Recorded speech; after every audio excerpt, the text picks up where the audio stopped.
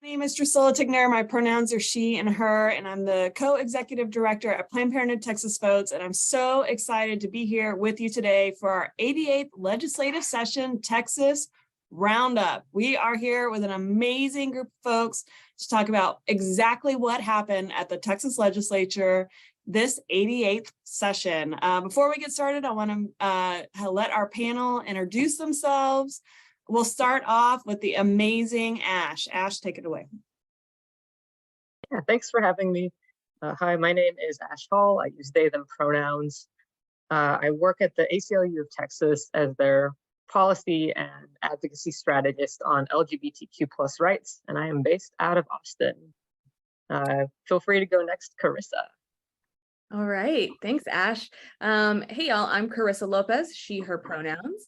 I am the senior political director over at the Texas Freedom Network, and I am also based in Austin.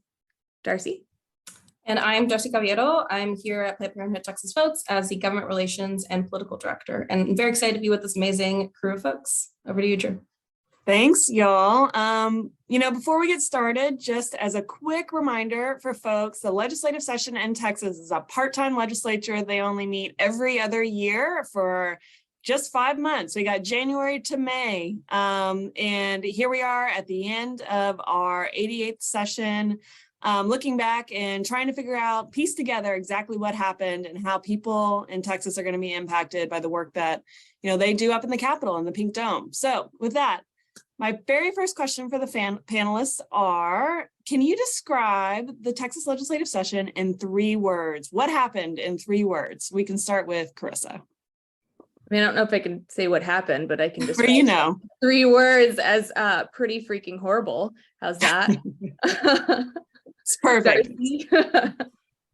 I would say shit show and awful. Ash? Exhausting dumpster fire. Yeah. Oh man, I was trying to find a way to fit in dumpster fire there too. Dumpster fire. So many dumpster fires, literal and physical and metaphorical here in the Texas legislative session. So with that, let's talk about, we know the ledge is infamous for filing the worst bills in the country. Tragically, Texas is not just files them, but passes them. So can each of you talk a little bit about what are the main bills that passed this session that you think people need to know about and the ones that are going to impact, their rights in their day-to-day lives? And we can start with Darcy. So I would probably say that, we, Planned Parenthood, our health centers work very closely with trans folks, and though the health centers don't provide that kind of care, I think that the SB 14, but I'll let Ash speak more on this. SB 14 is something that I think was really awful. And then there was, of course, some, more money given to crisis pregnancy centers, which are just, as we know, as a lot of us know, they're places where folks go and get, misinformation about abortion, misinformation about what it means to get an abortion, and, the dangerous effects of getting one as a way to dissuade them from getting one. And these organizations and the program received permanent funding in this legislative session, which, we obviously advocate a lot more for this funding to go towards actual family planning programs. And, in a great world, Planned Parenthood would receive some of that money as well. But, that money going towards those crisis pregnancy centers was not good. What about you, Ash? Yeah, I mean, you mentioned SB 14, and that's still for me the worst bill that passed this session. So that's the trans youth healthcare ban. So yeah, that's absolutely terrible. I know we're getting ready to file a lawsuit on that with our friends at Lambda Legal and Transgender Law Center. So we have that. We had SB 15, which is a collegiate trans sports ban because K through 12 apparently was not enough to quote unquote save women's sports. We have SB 12, which was the drag ban that kind of expanded into becoming a really broad and vague performance ban that's going to hurt a whole lot of people and not just drag performers. And I will let Carissa speak more on HB 900, but that was a book censorship bill that we paid a lot of attention to. And I've also been thinking a lot about SB 17, the diversity, equity, inclusion programs ban bill. It was really just like a terrible session with regards to a lot of the bills that got passed. Go ahead, Carissa. Yeah, I mean, there was clearly a target on higher ed this legislative session where, like Ash mentioned, they banned diversity, equity, and inclusion efforts in public universities. They also severely restricted tenure of college professors and made that process way more arduous and complicated. But the bills I want to really talk about are HB 900, which Ash mentioned. It is a bill that censors library books in public schools with a lot of bureaucracy and vague definitions of material that is, quote, sexually relevant and sexually explicit material. So we know that this bill is going to impact stories about people of color, LGBTQ experiences. So, you know, we've seen a big target on the back of our public schools. Another bill that we saw is Senate Bill 763. This bill allows school districts to employ chaplains instead of school counselors, right? So we've really seen the far right continue to erode the separation of church and state, especially in public schools, and this bill is a perfect example of that. So you know, if you can imagine that there's no requirement that parental consent is required in order to have a chaplain counsel a student. There's no requirement that chaplains aren't allowed to proselytize to students. So if you are a student in a public school and you have questions about reproductive health care, if you have questions about your sexuality or gender identity, and you go to a chaplain, a religious chaplain, you have no idea what they're going to say or where they're going to be coming from. And we have deep concerns about discrimination by these chaplains. And the last bill that I want to mention really quick is House Bill 2127. Quote, the Death Star bill. This is a large preemption bill. Preemption is when the state government comes in and overrules laws at the local level. You know, we've seen some really great gains happen at the local level, everything from non-discrimination ordinances to requiring water breaks for construction workers. And this bill is a very broad preemption bill. We don't even know all of the impact that it's going to have, but we know, for example, that those water breaks are going to be impacted. And we know that this is deeply going to affect our ability for our local governments to pass good policy. But it's such a broad bill, we don't know everything it's going to impact. Yeah, so much, bad happened this legislative session. So many people impacted in our state. And, it doesn't stop with bills that pass, right? It also, bills that don't pass but get filed are also extremely harmful to people. And oftentimes are the bills that stick into people's minds, right? I think about, it wasn't the session, but I think about last session, there was a bill filed that would have provided the death penalty for somebody who sought abortion, and that bill got a hearing, and it was probably one of the #1 most talked about bills in the legislative session because it was so heinous. And while it didn't pass, it absolutely had an impact. And I wonder if y'all want to talk a little bit about some bills that were filed, bad bills, or it could be good bills too, that you want folks to know are, in the conversation and are absolutely being considered in the legislature, even if they aren't passing. So why don't we start with Ash?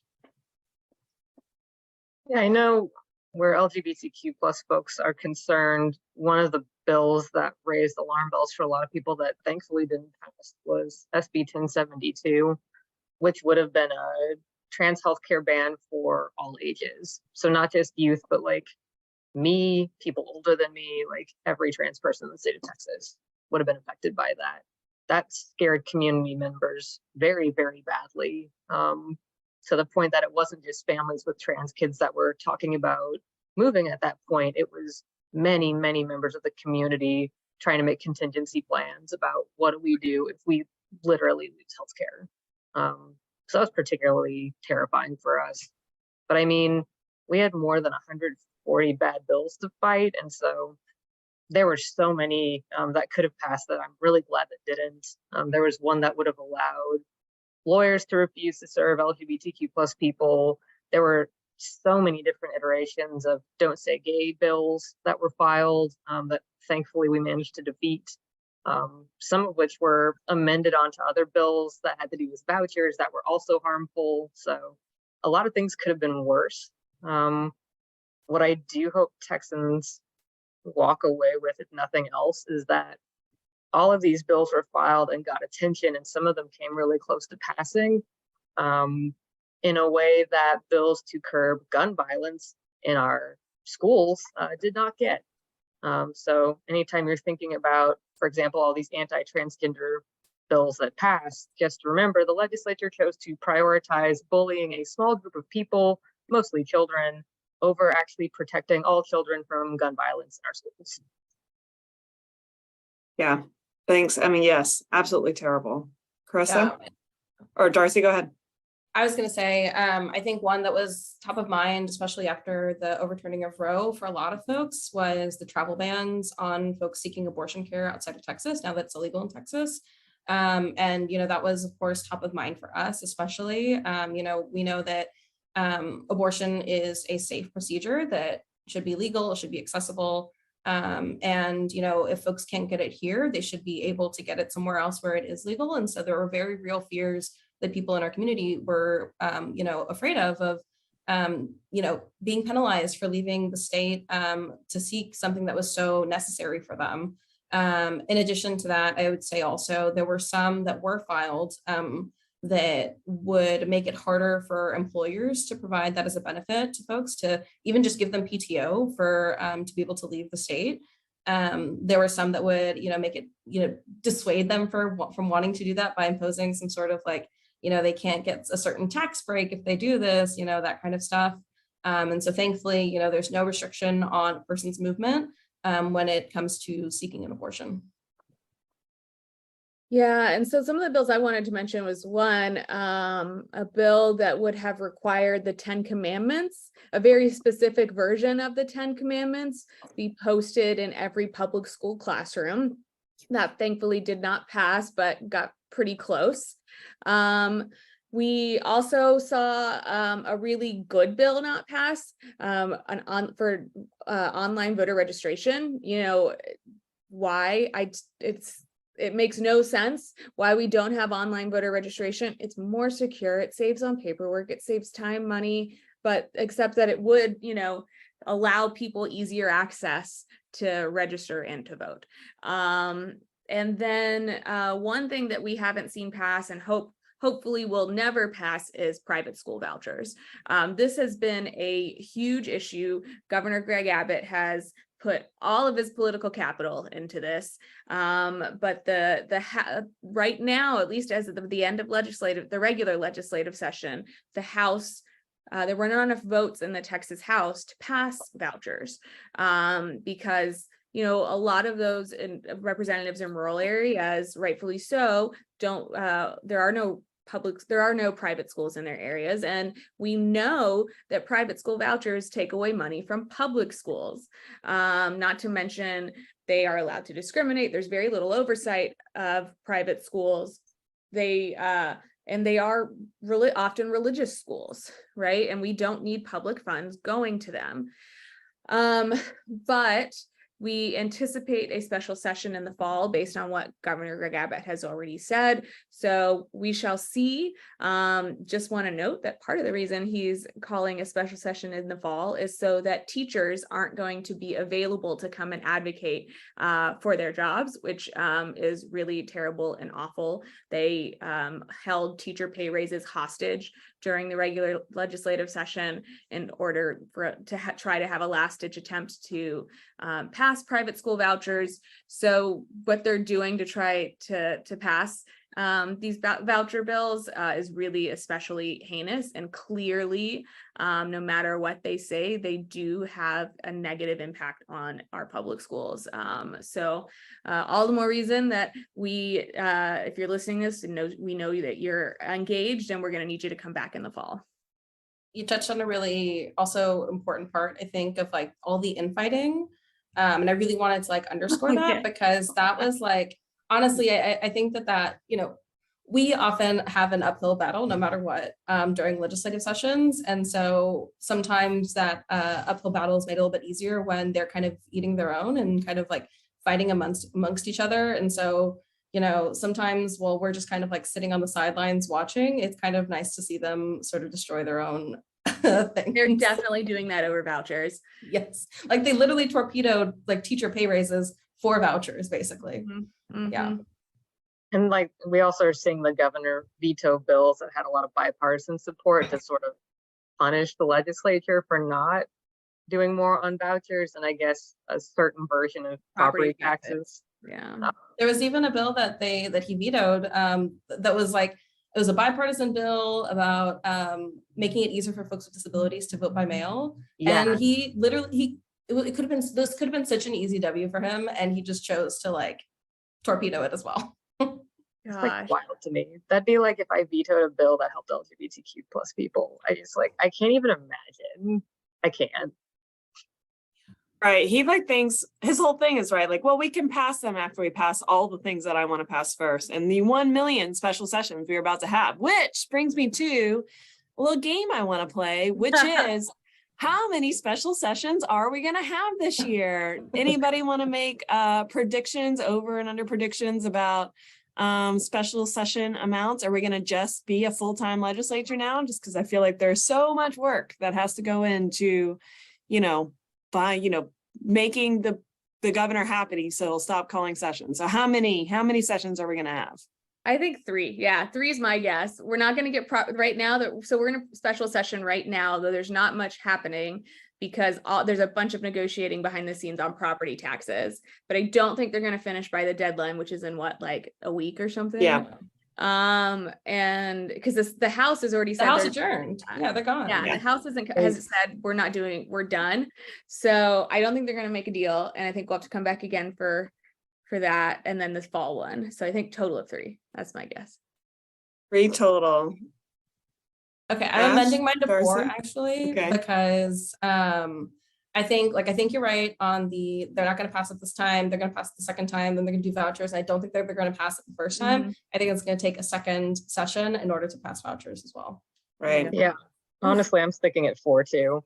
Like for the same reason that I also feel like they're not going to do exactly what the governor wants next time either. So we're going to have to do this again because he really is that petty. So yeah, what's he going to do? Like, yeah, like I said, he's spending all of his political capital on this, and I'm not sure he's going to get it. So also, isn't every special session $1 million taxpayer money?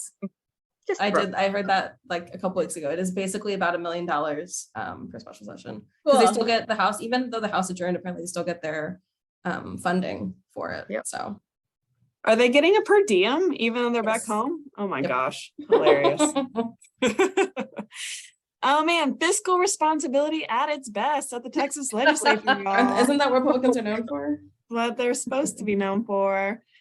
All right, so 3 or 4 special sessions. So buckle in, everybody. We got like 6 more months of the Texas legislature train moving down the tracks this year. So let's switch gears just a little bit and start talking about some positive things. I know it sometimes feels like there's nothing good that comes out of the legislature, but it's not true. Sometimes they do good things. So let's talk about at least one good bill that passed this legislative session that y'all want to highlight. And I don't know who wants to take it first. Somebody got one in their mind already?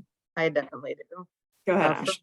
For me, it's got to be the Crown Act. This was a bill filed by Representative Retta Bowers and sponsored on the Senate side by Rep. I want to say it was Boris Miles.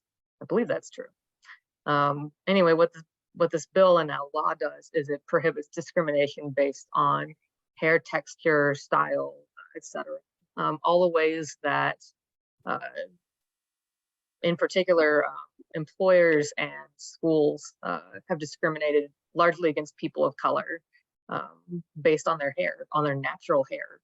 And so there's been a few sessions now where we've tried to pass this, and this time we finally got this passed into law. And if you're nerdy enough to go back and listen to the hearings, like the stories were just like this mix of heartbreaking but also really beautiful, because it always started with an instance where somebody had been shamed or punished for their hair and like how terrible they felt about it, and then how it felt to later find empowerment in their own hair and in their own bodies, and like what that led to for them in their lives. And so just really, really powerful testimony. And I don't know, I was just personally honored that I got to testify on that at all, just in a supportive role, and to just like help push that bill a little bit, because it's long overdue. Like, it's my favorite bill that passed this session by far. Yeah, that was I think a really, really, really important one. And like, I know that, Texas falls behind in passing some really basic legislation, and I'm glad that this is one that like, yeah, finally made it across the line. I think for me would probably be Representative Claudia Ordaz's bill to make it easier basically for folks to access their own birth control more quickly. So it allows folks to, even at the start, like this is like their first prescription for birth control, they're able to get a 3-month prescription off the bat. And then once they get that, or once they've actually already just been receiving it, they're able to get a 1-year supply. So they're able to get all 12 pill packets up front and not have to be waiting on, insurance to pay for it and for the order to go through and all that kind of stuff for the refills and whatnot. People are able to be in control of their own medication. And of course, House Bill 12, the postpartum Medicaid expansion, they got the full 12 months, right? Full 12 months. Mhm. Yeah, so now after you've had a baby, you can have Medicaid coverage for a full 12 months, because we know that we have a maternal mortality crisis, especially among Black women in Texas, and they need access to good health care so they can stay healthy, and now they will have access to that. So that's really, really exciting. Yeah, HB 12 has been long in the making and long needed. And there was a point where I thought that bill was going to go off the rails. But, Representative Rose is a pro and really shepherded the bill to the end. And it's going to change the lives and make, the lives better for so many people and increase access to care, which is, great. But they're all fantastic bills. It's all long overdue bills, really. We passed the tampon tax bill this session, didn't we? Yes, tampon tax, and baby related baby related products as well, and also wound dressing, which I thought was an interesting. Yeah, right. Can you describe what you like the bill real quick? Yeah, so HB or SB 379, this was a bill that would eliminate sales tax on any menstruation products, baby-related products, so diapers, formula, that kind of stuff, and then also wound dressing, which is like bandages and what's it called, like gauze and stuff like that. So sales tax, it's a shaving up a couple cents for folks, especially for folks who hold on to every penny. It's good for them to have at least that. Yeah, it's absolutely essential, right? I mean, sales tax, we know, is a regressive tax, so it impacts the people who need their money the most. And so it's absolutely going to make a big improvement in people's bottom line. And I just say, while the Senate bill is the bill that passed, Representative Donna Howard has been championing this bill session after session for many years and deserves so much credit for the amount of work that she's done to help the bottom line of Texas working families. So big kudos, big shout out to Representative Howard, and that amazing bill. So a legend. Yeah. Okay, in the same vein, let's talk about some highlights outside of bills. What were some of your ledge highlights this session? And I'm going to start with Ash for this one. If you want to, what is some good that happened for you? I mean, so obviously the fact that we had hearings on anti-trans healthcare bills, like that was awful. But the sheer amount of people that came out in opposition, like probably made my whole year. We broke a record in terms of the thousands of people that came out to register opposition. And they turned out numbers that we hadn't seen since the Wendy Davis filibuster, which was like a long time ago, like 10 years ago. 10 years ago this Sunday, actually. But yes. Oh, that's amazing, the timing. But yeah, like we hadn't seen numbers like that on any bill really in a decade. And the fact that so many people came out for trans youth, when I think really even 5 years ago, a lot of Texans didn't even know what transgender meant. That was kind of a game changer for me, and the level of hope and energy that I felt throughout session. So that was huge for me. And just like the sustained level of opposition to these bills that came out, to every sudden rally or protest that we held, to every hearing that we asked people to come to, every event that we held, just all of the people that came out, some of whom didn't really even fully know how to talk about gender identity, but wanted to learn so they could be better advocates on the spot. It was just inspiring. It was a reminder to me that there's a lot of love and solidarity in this state, and that our state leadership doesn't really represent that at all, and that Texas just looks really different and a lot more beautiful than our legislature would have you believe. I would say, I think in a similar vein, there were some legislators, and I specifically want to name Senator Menendez, who really were out and very loud with their opposition, and, working with their office to see if they would, put some amendments, on stuff that was like anti-trans healthcare, or, with the bill that Angela Paxton had that would create a website with disinformation about abortion. There are some members out there who really do want to work with advocates, and who really want to, make sure that the voice of our communities are heard at the legislative level.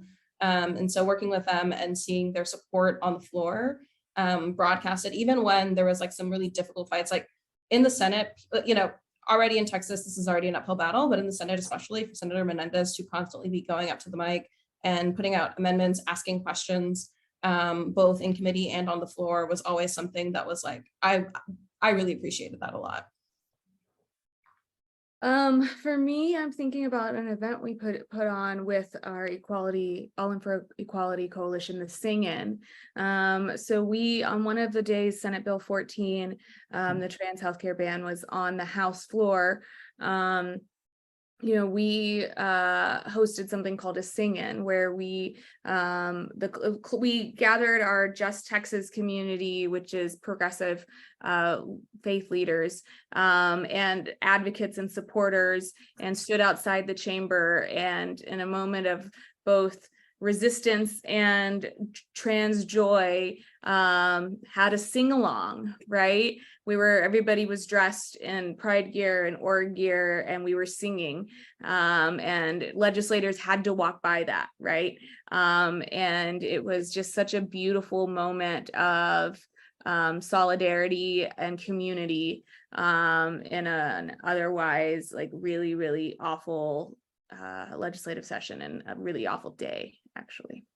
Yeah, the amount of times that I teared up watching different actions, especially around all of the terrible LGBTQ and trans bills, because of the power of the advocates that walked into that building.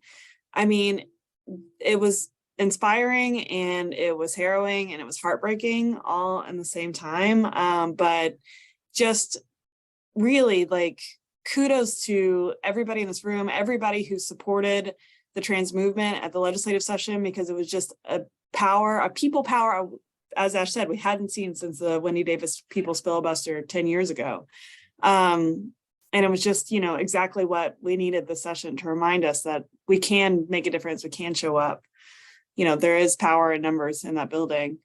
Before we go to my next question, since we've been talking about the filibuster, I really feel like I have to plug. We're having an event on Sunday, which is it is a Dobbs anniversary, the anniversary of the overturning of Roe v. Wade, and 10-year anniversary of the Wendy Davis filibuster. It's called Beyond Roe, the Fight for Our Future. It's on Sunday at the Cathedral in Austin. Check our Instagram for more details, but y'all should really come. It's gonna be a great event.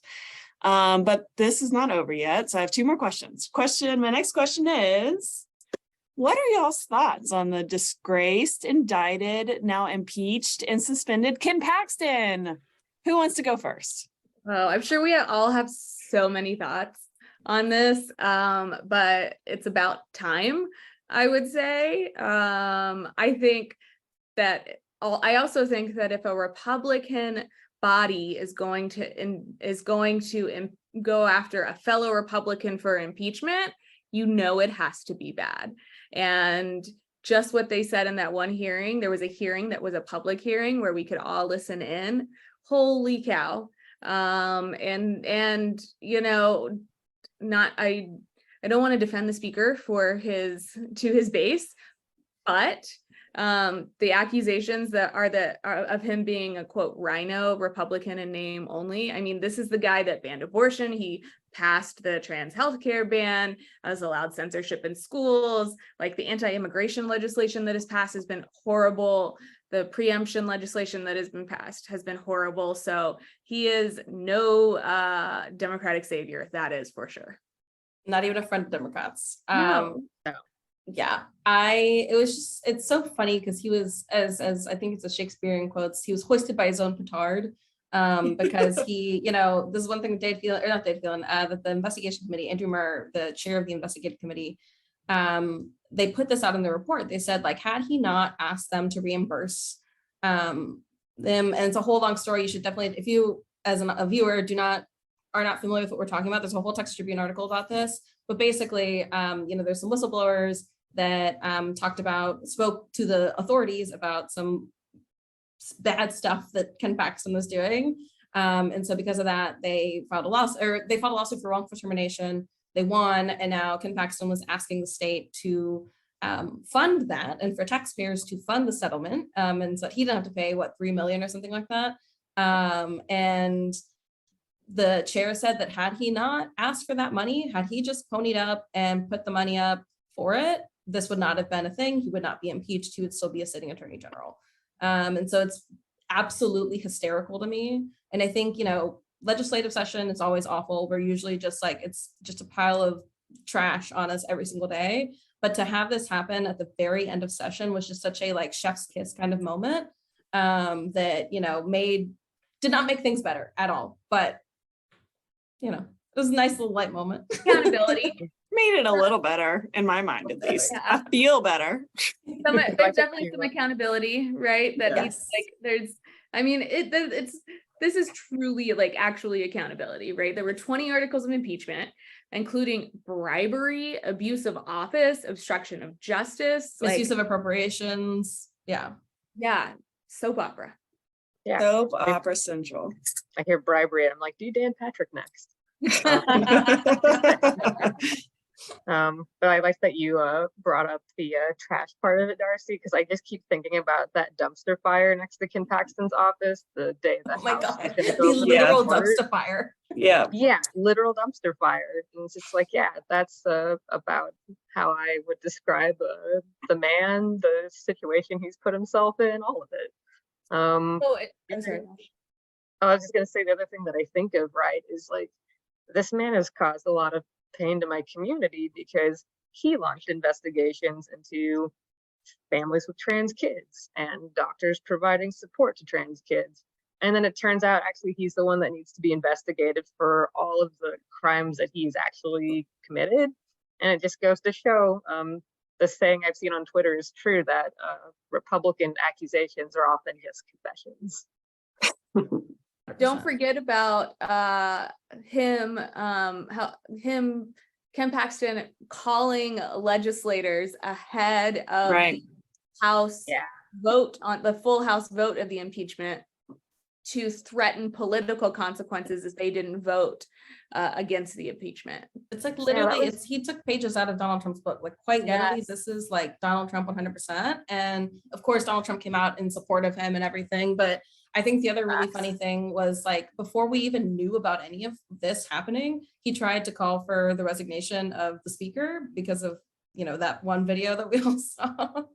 And, for at first, I think that was kind of the bombshell for a lot of people. It's oh my God, the attorney general's asking for his resignation.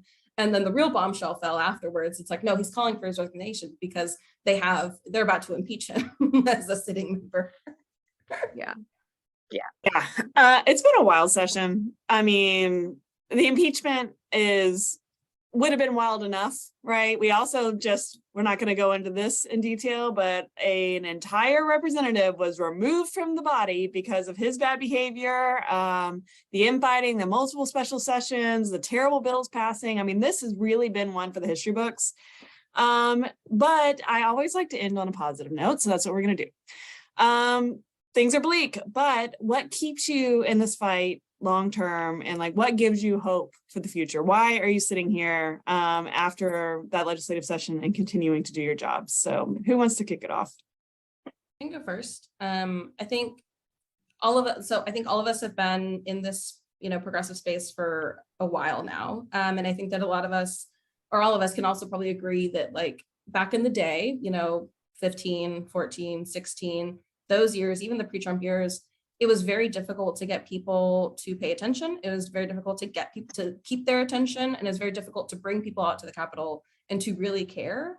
And I think for me, the thing that has kept me in this movement is seeing through every year on year, the movement grows. No matter how much bad stuff they sling at us, there are more people at rallies every year. There are more people coming to pop-up events like the Sing-In or like the youth event that MOVE and all the other amazing, that coalition of organizations put together. And, we see more people coming to testify, which is it's like, we love when folks come to rallies. We really love when people come to testify.